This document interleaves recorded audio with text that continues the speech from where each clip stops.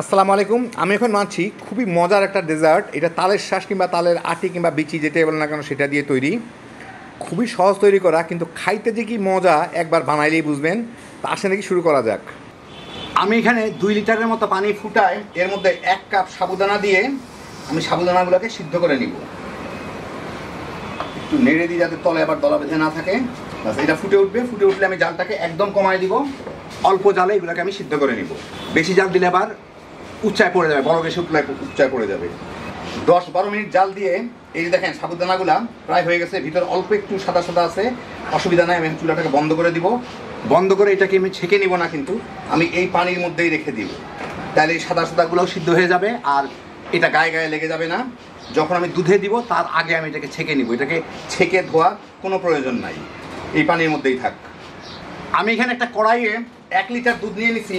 এর সাথে আমি দিচ্ছি 1 কাপ চিনি, আর এখানে 3 টেবিল চামচ কর্নফ্লাওয়ার আছে, 3 টেবিল চামচ। চিনিটা ইচ্ছা করলে বাড়ায় কমাই দিতে পারেন, যার যার রুচি মতো, যে যেটুকু মিষ্টি খাইতে চান। 2 চা চামচের মতো ভ্যানিলা ফ্লেভার দিচ্ছি। এইটাকে এখন মিশায় আমার জাল দিয়ে নিতে হবে, ফুটে উঠলেই হয়ে যাবে। চিনিটা এমনি মিশে যাবে, কর্নফ্লাওয়ারটা যাতে দলা দলা না থাকে। একটু মিশে গেলেই হয়ে গেল। মোটামুটি মিশে গেছে। এখন আমি চুলাটাকে জ্বালাই, এটাকে জাল দিব। জাল দেওয়ার সময় এটাকে নাড়ার উপরে রাখবো। আমি হাই ফ্লেমে রাখবো না, এটাকে আমি লোয়ার মিডিয়ামের মাঝামাঝি রাখবো। দেখেন এটা পাশ থেকে ফুটে উঠছে। পাশগুলোও কিন্তু এইভাবে ছাড়াই দিতে হবে। ছাড়াই একটু নাড়ানাড়ি, মানে এইভাবে ঘুরে ঘুরে নাড়তে থাকলেই অল্প কিছুক্ষণের মধ্যে এটা পুরোটাই বলক চলে আসবে। তবে তাড়াহুড়া করে জাল বাড়ায় কোনো লাভ নাই। জাল বাড়াইলে কিন্তু নিচের দিকে জমে যাবে, উপর দিকে হবে না, দলা দলা হয়ে যাবে। এই যে দেখেন আপনাদের সাথে কথা বলতে বলতেই মাঝখান থেকে এখন বরফ এসে গেছে। মিনিট খানেক এইভাবে নেড়ে এটাকে বলক দিয়ে তারপর চুলাটাকে বন্ধ করে দিব। বলকের পর প্রায় মিনিট খানেক না আধা মিনিটের মতো জাল দিলাম। আমি চুলাটাকে বন্ধ করে দিই, ফেনাগুলো সরে যাক। এখন আমি এর মধ্যে সাবুদানা মিশাবো। সাবুদানাগুলোকে কিন্তু আমি সেই পানির মধ্যে রাখছি যাতে সিদ্ধ করছি। এখন এই পানিটা ছেঁকে আমি সাবুদানাগুলো নিয়ে আসবো, পানিটা ফেলে দিব আর কি। পানি ফেলে সাবুদানাগুলোকে নিয়ে আসলাম। এখন এগুলো আমি এর মধ্যে ঢেলে দিব। সাবুদানা কিন্তু এখনও যথেষ্ট গরম আছে।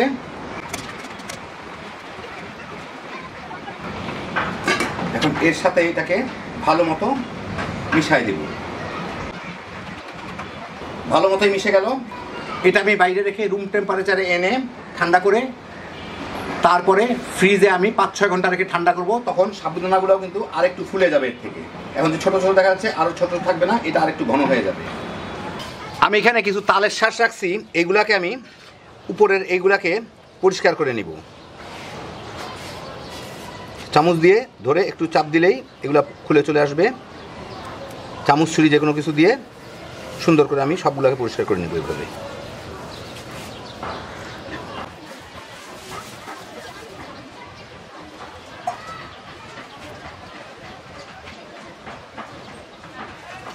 এই যে দেখেন একদম সুন্দরভাবে পরিষ্কার হয়ে যায় একটা চামচ দিয়ে।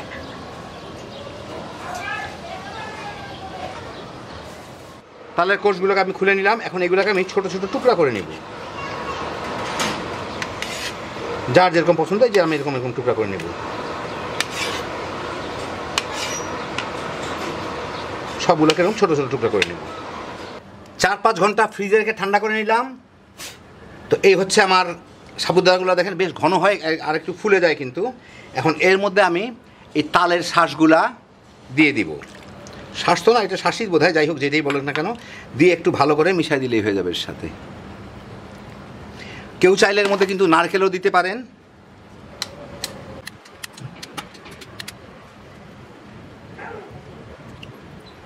বাস মিশাই দিলাম। এখন আপনাদের আমি একটু পরিবেশন করে দেখাচ্ছি। তো এই দেখেন হয়ে গেল আমার দারুণ মজার তালের বিচি কিংবা তালের শ্বাস, তালের আটি যাই বলেন না কেন তার তৈরি ডেজার্ট। দেখলেন তৈরি করা খুবই সহজ, কিন্তু খাইতে যে এত মজা একবার বানায় দেখেন তাইলেই বুঝবেন। বাচ্চা বড় সবাই কেড়ে কেড়ে খাবে।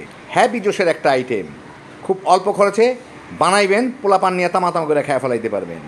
আল্লাহ আপনাদের সবাইকে ভালো রাখুন, সুস্থ রাখুন, নিরাপদে রাখুন। ইনশাল্লাহ বেঁচে থাকলে আবার দেখা হবে। আল্লাহ হাফিজ।